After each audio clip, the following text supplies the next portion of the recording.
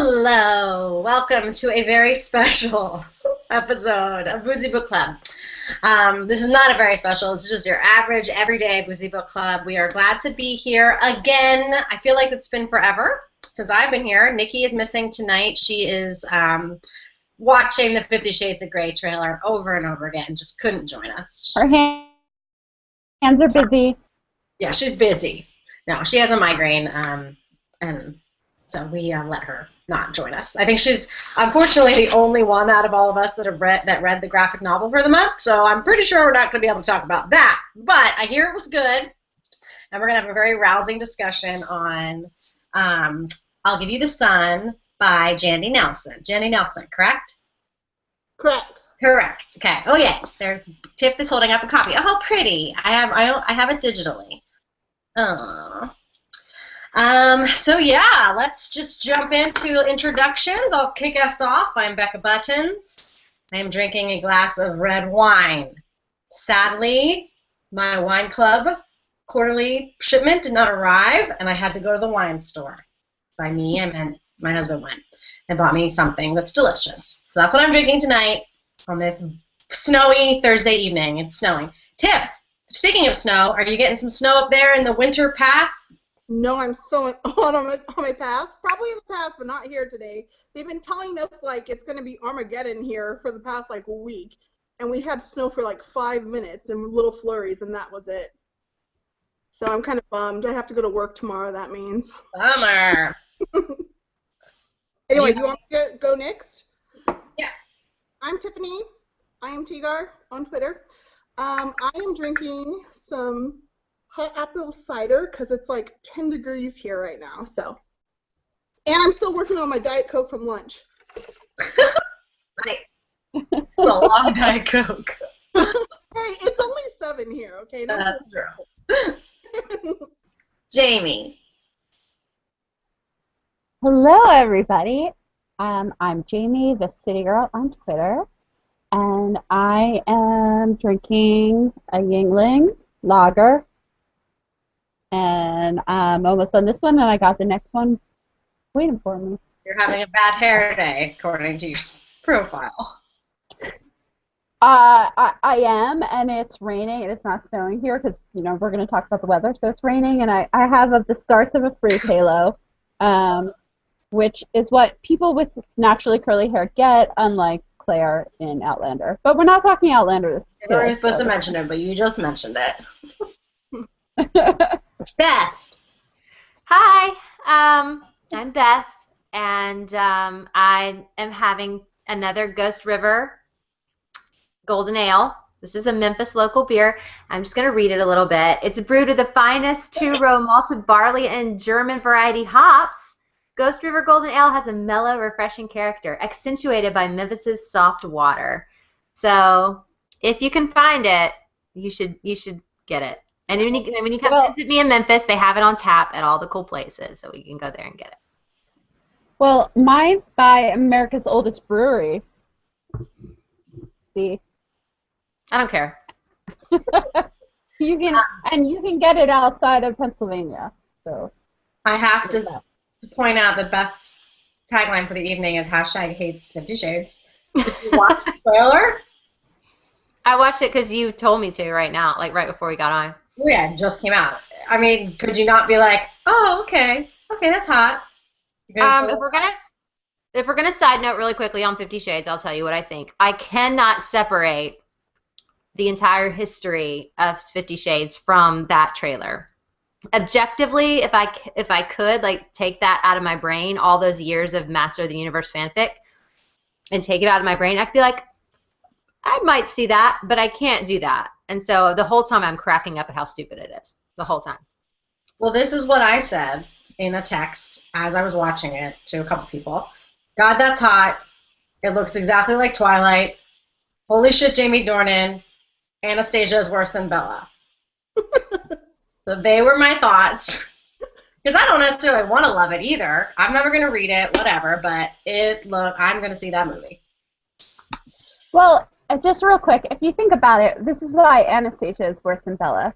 Because in fic world, you take, like, the major personality traits, and like the characters almost become like a caricature of the original character, right? So Right. it's all, you're like accentuating all of the like biting lips and being timid and being shy, and all that becomes almost like accented so that you can draw the parallels from the fic to the original fiction. Right. So then when you're watching it as 50 Shades, you're like, wow, why is she Bella times 10? And that's why.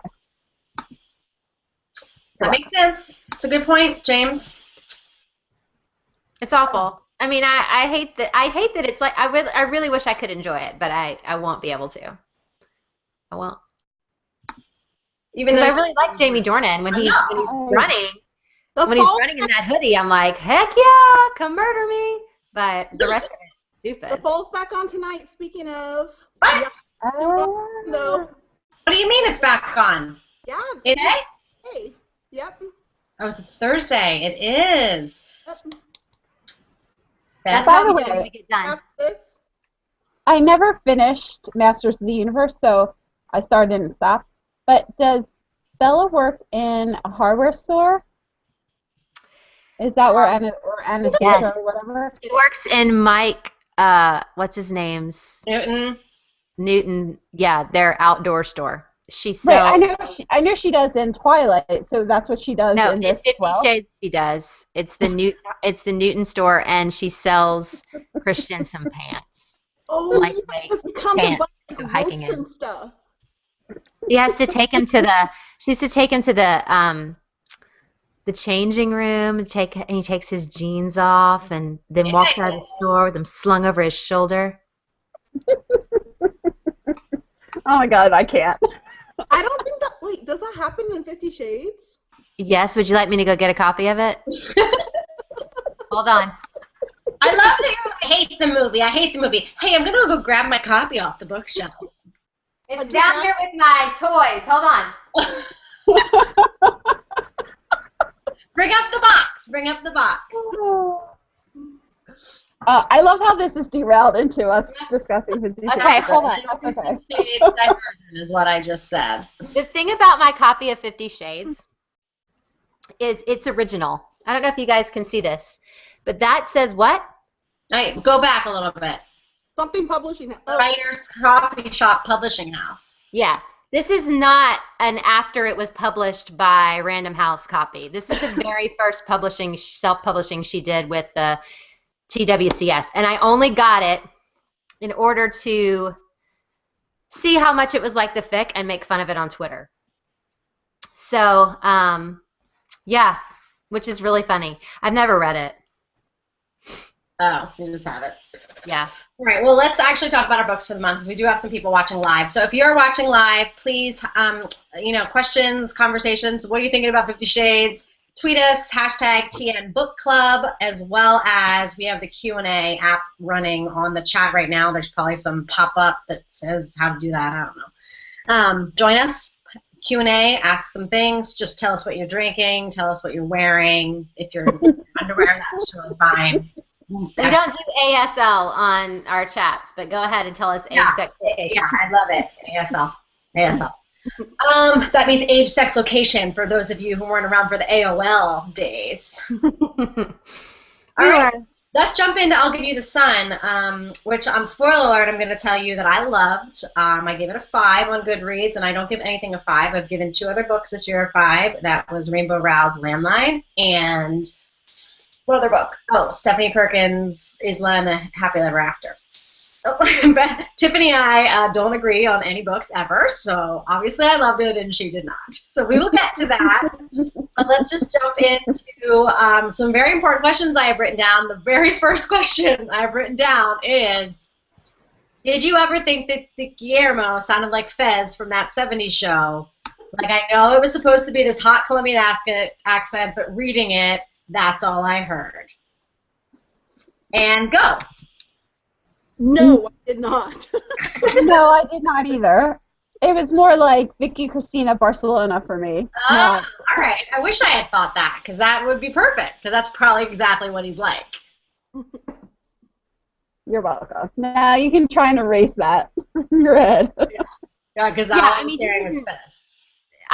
definitely didn't sound like Fez. I mean, he just, the only time it really, I even thought about it was when he says Oscar. Right, and that's what I think it was. Something about Oscar was like throwing But me off. I know, I mean, I kind of thought that was cute. I think it was cute too. So I listened to the audiobook half and then I read it half. Me too. I had to do that to get through it. Oh. I drove up to Seattle, and so I checked it out because I was like, oh, I have to read this book. And so I listened to like half of it, audiobook.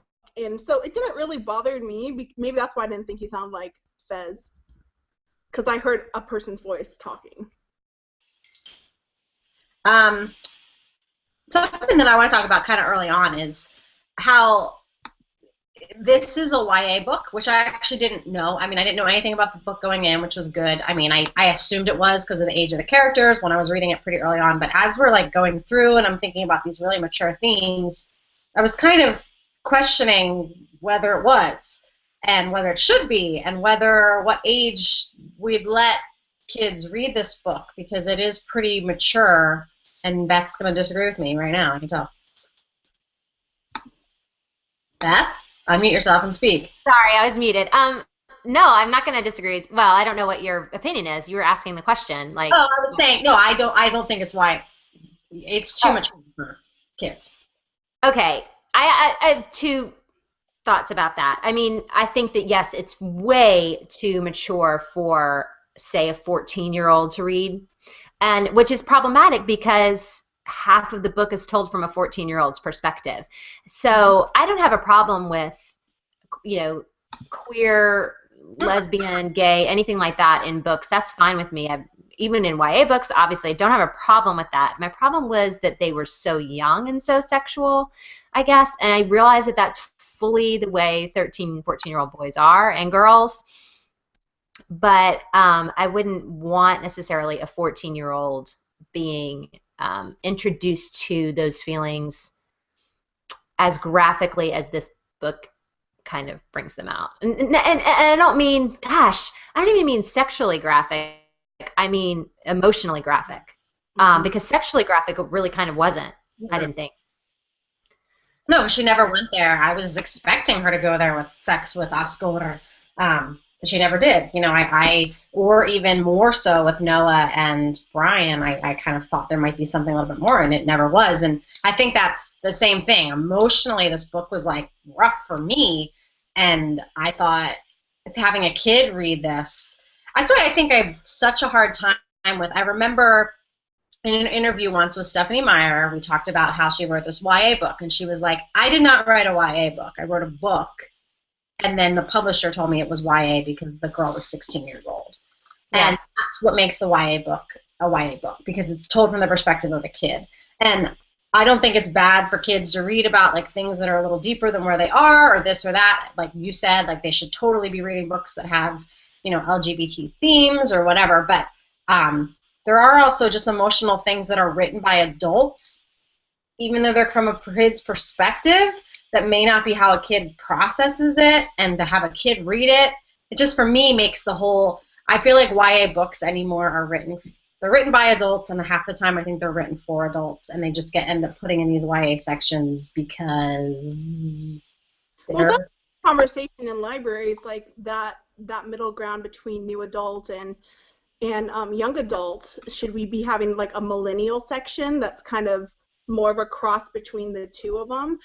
That was one of the main problems I had with this book. Was it did not sound like, I don't care how artistic, how gifted a 13-year-old boy is, that kind of flowery, like poetic stream of thought constantly just got on my nerves. And like when I was at ALA, I actually met Jandy Nelson when she was giving this book away and signing, and she is totally like that San Francisco hippie dippy woman, and you can tell in her writing,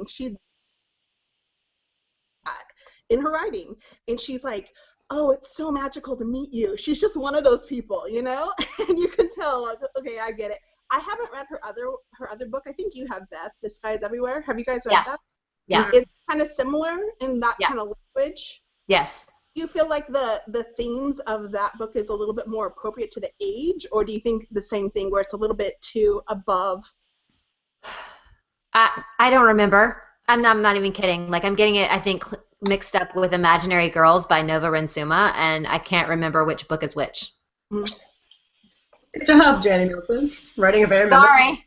I read them a long time ago, like 3 years ago. Well, I mean, I totally get that I don't know anything about Jandy Nelson, Tiff, but I can imagine exactly what she is and who she looks like and who she wants to be and who her friends are. I mean, it's obvious, and I don't know that I disagree that I agree that a 13-year-old from a mother like the way she painted her mother would be much different than that. I mean, I've met some kids like that maybe it's a little mature for him, but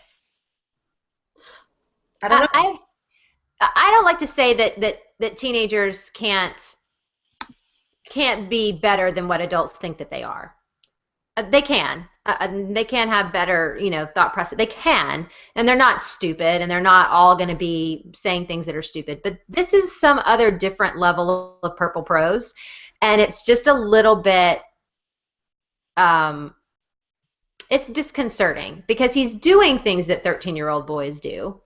Jumping off cliffs, getting beat up, getting bullied, getting erections, getting all of these things. But he's not experiencing it and talking about it in the way that 13-year-old boys do, even in his internal monologue. I'll just hop in. I don't have any kids, so I don't have like the perspective of, I don't know if I'd want my son or daughter reading this, but I know for my own self that I read tons of inappropriate things, and why it didn't really exist when we were kids. So I was reading anything from Flowers in the Attic to Stephen King novels when I was 12, 13, to The Exorcist. So I never read what would deem age appropriate. So I don't have a problem with this. I think it's actually fantastic that there's stories out there where, perhaps a young woman or a young man of 13, 14 can read and find a perspective, even if there's a boy who's not gay or leaning that way or questioning, but he can just understand the perspective of someone going through that, and notice that the feelings, even though it's for another boy, but they're very similar to how he might feel about a girl, and that's similar, and that everyone feels awkward, and everyone, just has really intense feelings around that age. You're starting to see all the hormones coming through. Yeah. So I appreciated that, and I don't think I mean, and maybe this is my very East Coast liberal thinking, but I think that's fantastic, and I think it opens the door to have discussions with your kids if you were like, hey, let's both read this and talk about it. I mean, I thought it was fine. I love the book, so I think for me it did take a little bit to get used to the prose and just all of the descriptions, and at first I was, I was a little lost in the story, within the first chapter, just kind of getting used to, okay, so he just is constantly painting the world around him in his head, and that's how, he tells his perspective. So it took a little to get used to. I also want to say that a certain author friend of ours actually loves The Sky is Everywhere, favorite book, as they're texting me because they're stalking us so much. Oh, yeah. I know. I don't know why I can't remember the specifics of The Sky is Everywhere. I mean, I know what the cover looks like, but I can't remember anything that happens in that book. Maybe I didn't read it. I think I read it. Anyway, yeah. There's some of the stuff. I actually really enjoyed Noah's perspective. I liked his story better. I liked the beginning of the book better than I liked the current time, and I don't know why that was. I don't know, but there's some of it that I thought was good. And he's in the very first chapter, he's saying art school. I never imagined such a thing. Never imagined I wouldn't have to go to Roosevelt to ass hat high with everyone else. I'm pretty sure the blood just started glowing inside my body. Self-portrait, a window flies open in my chest. Mom has that bananas look again. Not just any school, Jude. A school that will let you shout from the rooftops every single day for 4 years. Don't you want to shout from the rooftops? Shout what? Jude asked. And this makes Dad chuckle under his breath in a thistly way. I don't know, Di, he says, it's so focused. You forget that for the rest of us, art's just art, not religion. Mom picks up a knife and thrusts it into his gut and twists. Dad forges on, oblivious. So there's like this great thing where he's like ass hat high, mom has that bananas look again. Those are things that 13-year-old boy says, and then he's like, mom puts a knife in dad's gut and twists, and you're like, what happened? Why did she stab him? Like, like what is going on with this kid's perspective? And so that was, I liked him, but sometimes the prose got in my way. Yeah, I think, like, I know everyone's going to get mad because I'm going to say this, but I am not a fan of John Green at all. I don't like his book. I like The Fault in Our Stars, kind of, but I'm not a fan because when I read his books, I can't hear the character's voice. I can only hear his voice. Yeah. That's how I felt with this book. With Noah, only with Noah, I could only hear her voice and the point that she was trying to make about this person. And so it's really difficult for me to get into it. And some of the, I'm not going to deny some of the speech, I mean, I gave it a 3 on Goodreads. It was a solid book, but it just wasn't my favorite. Like, there's some things that the way she puts it is beautiful, like very poetic and beautiful. But I am a person who wants their characters to be real. You know, and so, and I could not make him real to me. He was just he was Jandy Nelson to me. Yeah. I like Jude. I'm opposite. I like Jude a lot better because I felt like her story was a little bit more, like it was going forward somewhere. Noah was just constantly in a loop of saying the same things over and over again. It would have maybe been nice to have a little more of Noah as a 16-year-old when he, like, put that side of him away and, like, went into like I'm gonna pretend to be straight. I'm like now a sports guy, like to kind of balance that out.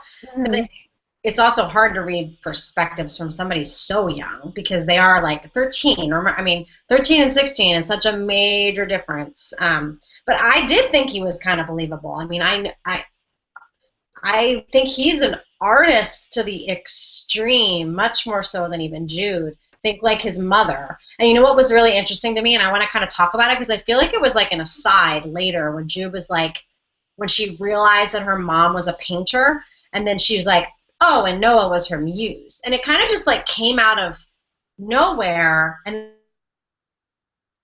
then like was like was that supposed to mean something? And I think it did. I think if we went back and like looked at their, I don't know, it felt very, do you know what I'm talking about? Like, did that even stick out to you? How she just was like, and it didn't really bother me, but Noah was my mom's muse. I realize that now. It bothered me. I mean, I remember it sticking out, but I'm like you. I was kind of like, is she painting? She's not painting Noah. I don't, you know. I think it could explain why, because she, I think, is easy to understand. Diana. Like, Diana is Jandy Nelson, right? Diana is this, like, artistic woman who isn't really living her art right now, like, married this very, like, you know, scientific man and had these kids young and is, like, a free spirit. And I think Noah is just this, like, embodiment of that.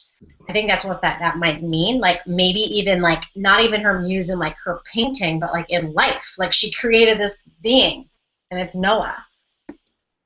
Yeah, like he's her ultimate, like, art piece. Yeah. Well, saying that makes sense to me. But I was kind of confused. I was like, what? Where's the correlation between a muse and what we just read? You know? So you putting that together, him being like the embodiment of like everything that her artistic, you know, that makes a lot more sense to me. Yeah, and well, I think that's where, like, this to me felt so much like not a YA book or shouldn't be a YA book is the adultness of it. The affair, the relationship she had, like that complicated relationship between leaving her family, like all this stuff.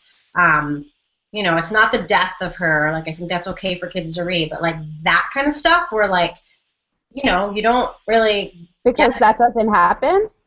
No, not saying it doesn't happen, but I don't know that kids need to read about how.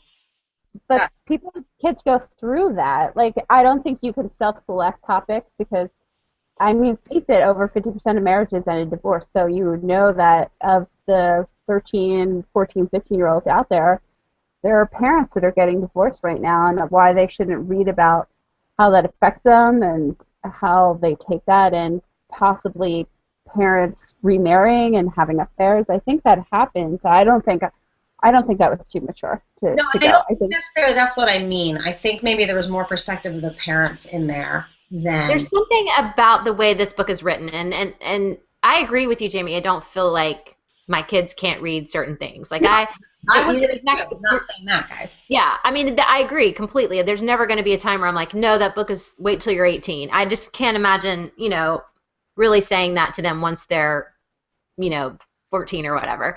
But once they reach like an adult reading level. But there's something about the way this is written that glorifies the pain that they're going through and the choices that Noah and Jude made to be totally different people because of their mother's death. And I think if their mom had just gone through a divorce or just had an affair and they had to deal with that over the past 3 years, it would have been a little bit different, but they didn't know about that, or at least Jude didn't, and we don't know about it. And so then when it's brought to light, it's glorified in a very strange way because you realize, oh, well, they loved each other and it would have been fine if we had just done. It's just got a strange perspective. When I say that it's a little bit too graphic, it's because it's got this surprise element to it, I think, that makes the taboo of the relationship between her mom and Guillermo super romantic. Yeah, I agree with that. Something that tore their family apart, and that's why it doesn't feel like it's a good perspective for young people. And I think maybe I'm going to say something that makes me hope that Jandy Nelson never tweets this out or watches this herself. I wouldn't be surprised if she's had an affair. I know nothing about her, but the way that this was written, it just felt like this line right here that Jude ends up saying, and this is a very mature, I'm not saying this is wrong or right, but she says, how could it have been okay for her to break Dad's heart like that, to break all the promises she made to him, to break up our family? Then again, how could it have not been okay if she was being true to herself? It was right and wrong both. Love does it as it undoes. It goes after with equal tenacity, joy and heartbreak. That is not a perspective of a sister. Yeah, true. That I agree with you. That's not, yeah. What they've done or what they've seen happen in friends, and maybe she hasn't experienced it herself personally, but... Yeah. No, you're right. That's a very mature, like, to see the flip side of it, of being true to oneself, and, like, even though he's having, like, that own identity crisis, yeah, that's a really mature statement to make. Yeah. I agree with you there. On a flip side, there's a lot of sibling competition that goes on, and jealousy, and it's interesting because I always wanted a twin growing up, because my siblings were a lot older than me, and for some reason in my head I thought if I had a twin, I'd have this playmate all the time, and they'd always know what I'm going through, which is partially true in this. They do know some of what each other's going through, but then there's this big competition for their parents' affection. So my question to you guys is, with your siblings, was there competition? And did you do anything to sabotage anything that they have ever done? That's part of the most unbelievable part to me, maybe because of my relationship with my siblings, is like, how can someone be so cruel to someone that they love? You know, like they kept on doing the shittiest things to each other. And I'm just like, I could never imagine doing that to one of my sisters. Like, it doesn't matter how much they hurt me. And I'm a middle child, so I like to keep the peace. But I totally was like, this doesn't seem believable to me. But maybe the way Beth is grinning, maybe she has. I wouldn't say we're very competitive. I am middle child too. But my younger brother is significantly younger than us, so it's almost like I'm the baby and a middle child. And I do understand competitiveness, but it was more for my parents' of time. Once Andy was born, it was kind of like, how dare you not take me where I want to go and let me be in what I want to be in, and, that kind of stuff. And so it was more a competition of, somebody do something with the toddler so that I can go to play practice, basically. And I was never really very competitive with my sister because I'm better than her at everything. Oh, yeah. Oh, jeez.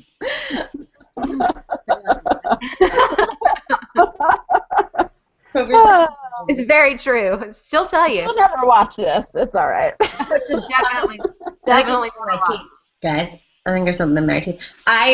I have 3 younger sisters, and we weren't very competitive because I'm almost 4 years older than the second one, and then they're really close, and then there's 10 years between me and the baby. So the baby, who's 21 years old, we weren't very competitive. But I think one of the other reasons that I really love this book, and I'm not saying you have to have this experience to have it, is that I lost my mom. So I related on that level, although I was older than they were when they lost their mom. But thinking about my little sister, who was 11 when her mom died, and the other girls who were teenagers, just I can see how that just fucks up your whole world and how mean you can be to each other. I really do. And we weren't, but we were older and we were a different perspective. But I don't think that that's very unrealistic, especially when you're talking about a boy and a girl at that age and without your mother. And a father who really seemed to have lost his way. I think that was a pretty realistic perspective for me. And even though all of your siblings and you were very into music, you didn't compete on that level? No. Like for the homeschool talent shows? Shut up. No, the homeschool talent show, we all got A's. I mean, we're homeschooled. Everybody gets A's, and everybody, gets to sleep until 10:30 in the morning, and that's fine. No, we really weren't competitive, ever. Like, Rachel and Abby, the middle sisters probably were, but they're so different, so it wasn't, like, competitive because they, like, both wanted the same thing. Like, they would fight more than any of us, but no, we weren't competitive. Yeah. Oh, man. I was hoping for a good story. I know. I'll have to think if I can think of anything, but. Like, I'm trying to make something up right now. Like, I can think of a few things that happened, but they're not really, like, exciting enough to talk about. You know? Yeah. There were a thought here from the Cold Woman. 2 things. This is going back to something we talked about 10 minutes ago or so, but she thought Noah was totally Jandy's voice. She agreed with what you said, Tiff. And she also wanted to point out that she really likes her couch. Oh. Which is also nice. You are like on the floor though, aren't you, girl? I totally am, because it's the only good lighting in my house right now. It's so dark. It is a cute couch. I really like it a lot. Where's it from? It's from, that interior designer Angelo whatever. I can't remember his. No. He's like on HGTV. It's his line. I like tufted couches. It's tufted. Yeah. There's some IKEA hacks on how to tuft your couch I've seen. Let's talk about, I have a couple questions that I want to get to that are interesting, but let's just do a real quick, can I say it one more time? Real quick? Kill Mary with Oscar, not talked about yet. Let's do Oscar and Noah. And do we have another straight guy to add in the mix? Noah's not straight. I mean, yeah, I don't want to add 2 gay guys, as I liked Brian, but Guillermo? FMK with Oscar, Guillermo, and Brian. You want Brian, not Noah? Okay, that's fine. Brian. Yeah, I don't want Brian. I mean, I don't want Noah. Okay. I'll go first. Okay, go. I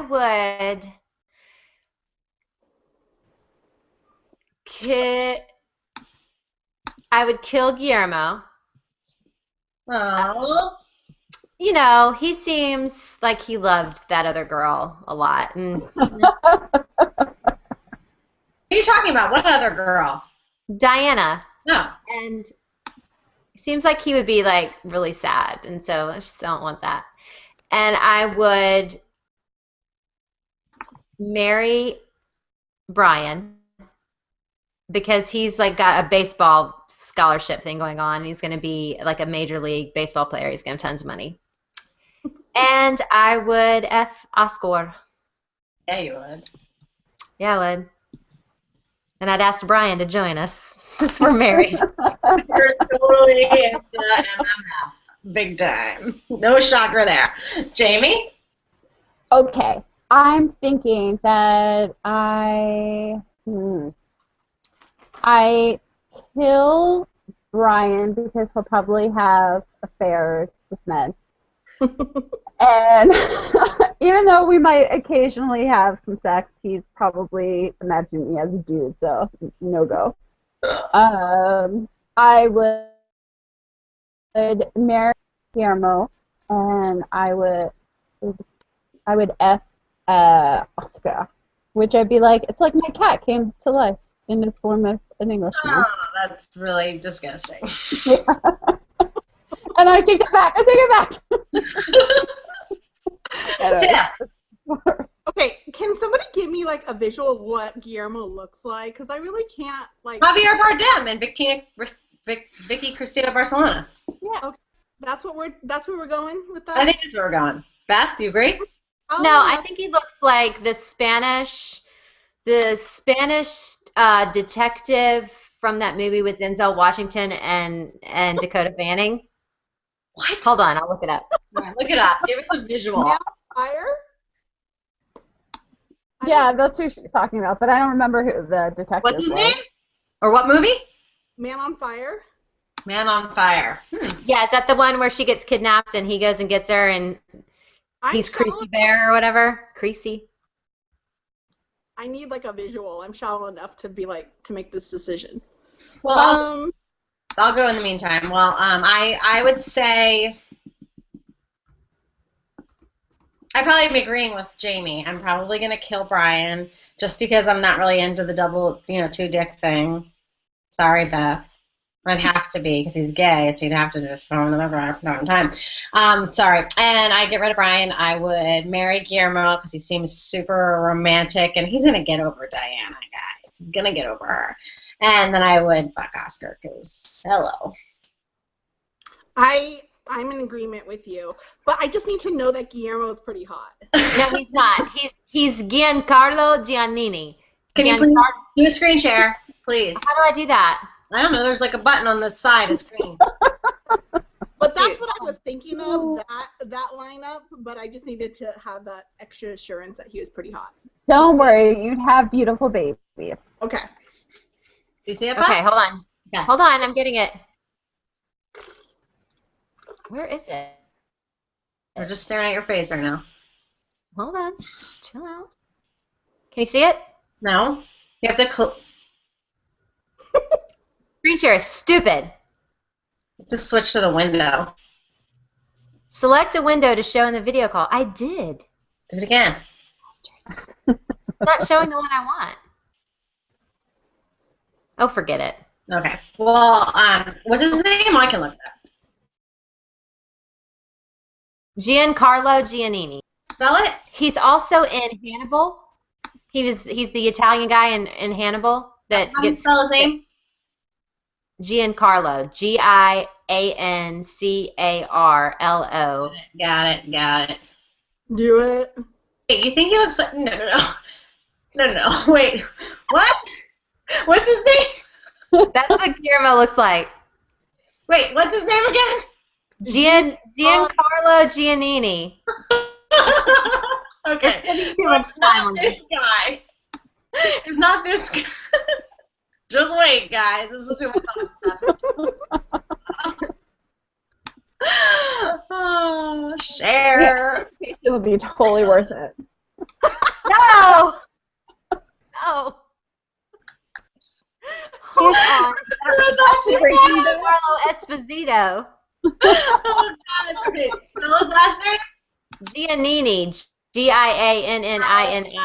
On it. What? No. Not Not him? that guy. That's No what he way. looks like. I don't know No. who you mean. He's Let's like a show- tortured artist. Wait, you really think it's this guy? I think he looks like that. I think he looks tortured and old. Old. I don't think he's that old. Like in his 40s. I think you're wrong. All right, Like Becca, show everyone who I'm thinking of. Christina, I Vicky. think Javier, I We think all know what Javier Bardem looks like. Oh, let's just look at his face, okay? If anybody wants, is anybody curious about what I'm eating? I'm eating these. I was eating them Tuesday night as well at Hang Outlander. Well, And they're delicious. They're my favorite candy. And Blurtlander brought me 2 bags of them the other day. Just Oh, they're sweet. there. You can eat peaches all day. Peaches for me. How does that song go? There's Peaches one. come I can. Yeah, They he's will. much better looking. That is what he looks like to me. This is even what he acts like, because I think he's an artist in this movie, isn't he? Yeah. He totally, you're right. So Jandy Nelson basically had an affair and really liked Vicky Cristina Barcelona and wrote this book. That's exactly what I'm thinking. Okay. Yeah, that's what I'm thinking. So we're getting towards the end here, but I wanted to just a couple things. Were you surprised at the end of how it all panned out, that the Guillermo was the lover, that Noah saw them, that Jude ends up there? Was this like a surprise to you? To just, you know? It was a little too, like, perfectly, oh, look how our lives are all intertwined. I guess they did live in a smaller town, so I guess that's possible.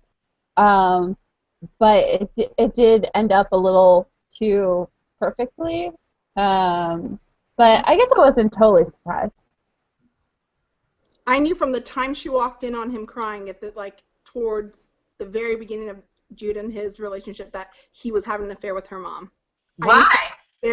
I don't know why, but I was like, oh, he totally had an affair with the mom. Yeah, you know what? Because when the mom was always off doing something, I was like, oh, she's having an affair.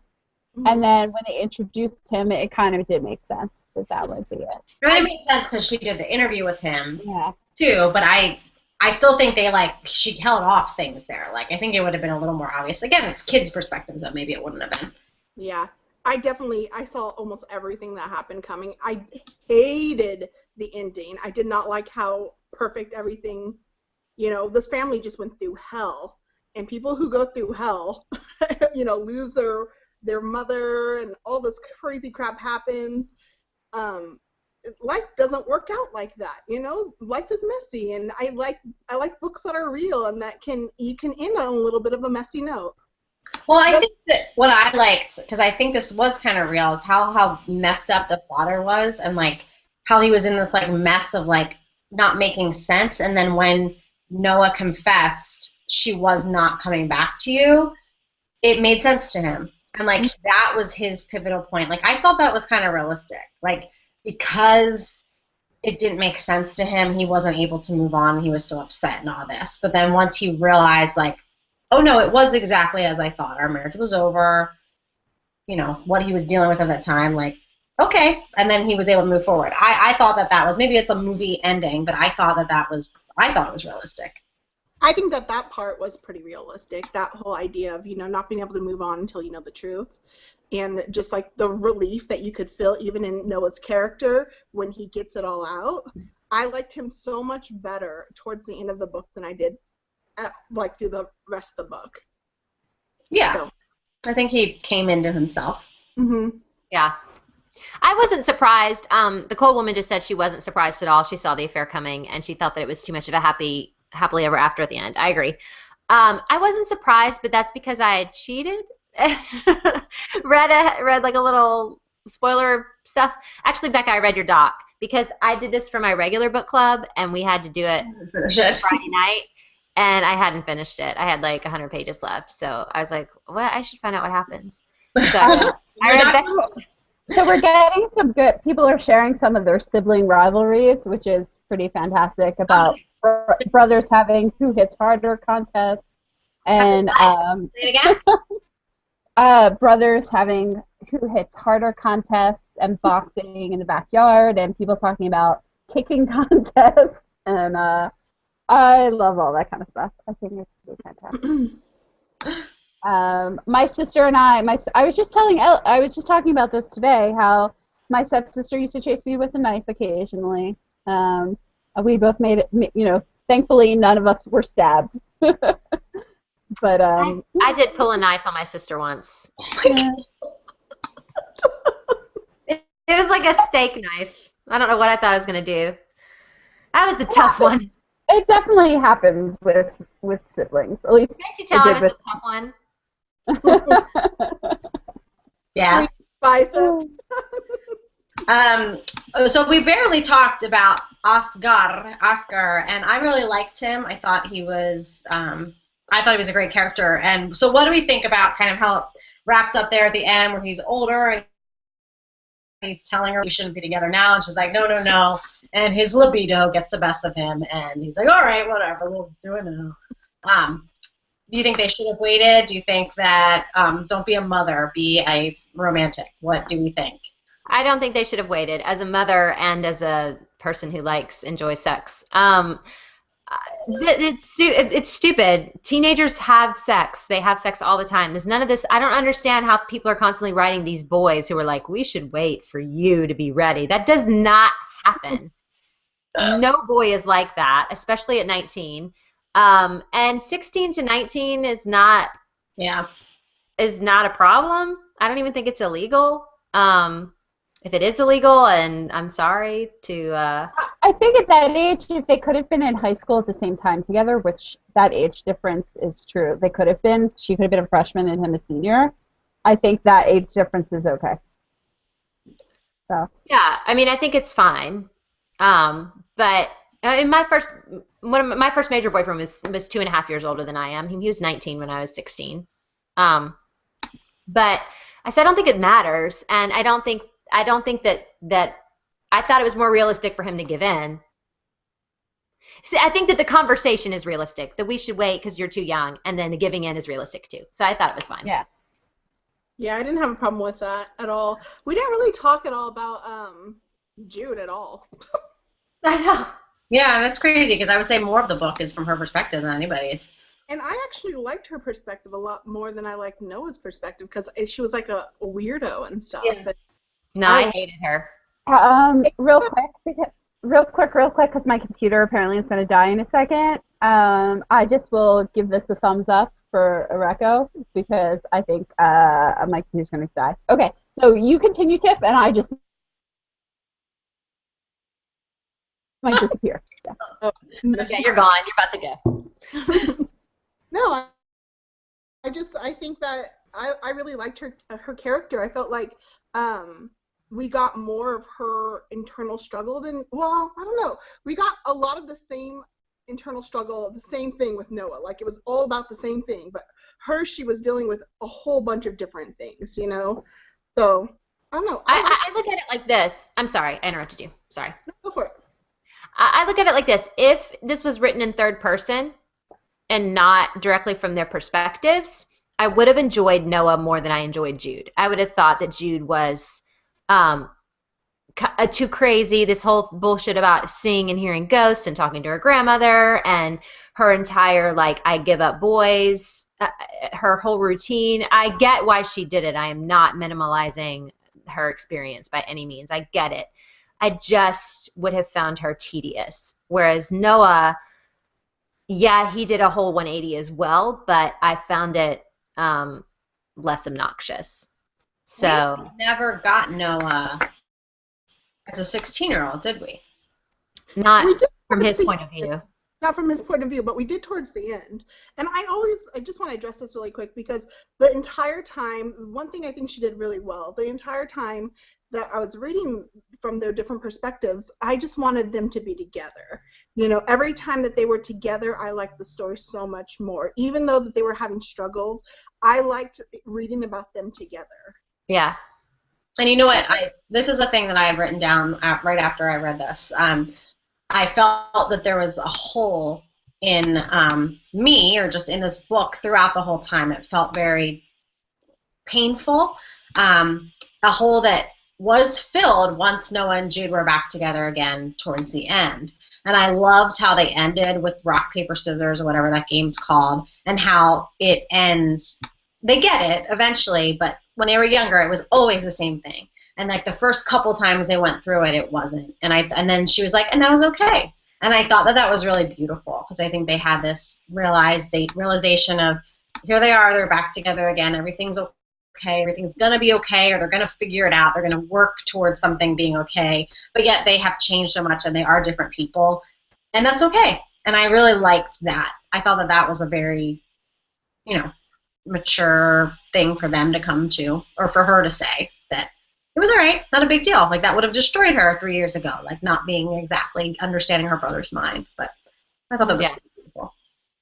Yeah, I mean, I think the whole time you are longing for them to be together, because they are, or Jude is at least, and you're wondering if Noah is, but you can tell that he is. So I mean, I think that is kind of the whole point, is that they're actually the romance of the story, and not these other extraneous things. But